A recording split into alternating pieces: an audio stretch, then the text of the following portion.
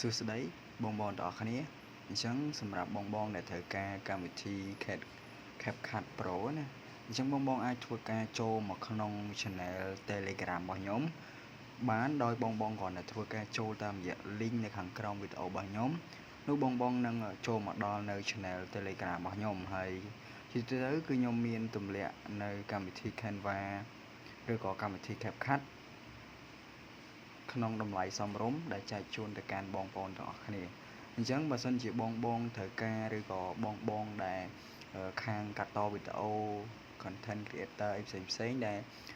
ប្រើប្រាស់ជាមួយនឹងទូរស័ព្ទក្នុងការកាត់តវីដេអូ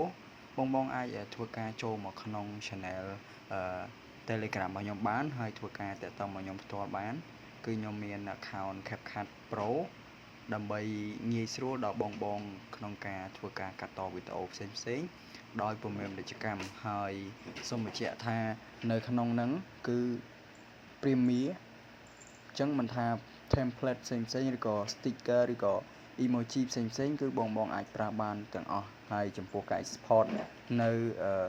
resolution របស់វីដេអូគឺដល់កម្រិត 4K តែម្ដងអញ្ចឹងបើសិនជាបងប្អូនត្រូវការកុំភ្លេចចូលមកក្នុង channel Telegram របស់ខ្ញុំបានដោយគ្រាន់តែធ្វើការចូលតាមរយៈ link នៅខាងក្រោមវីដេអូរបស់ខ្ញុំ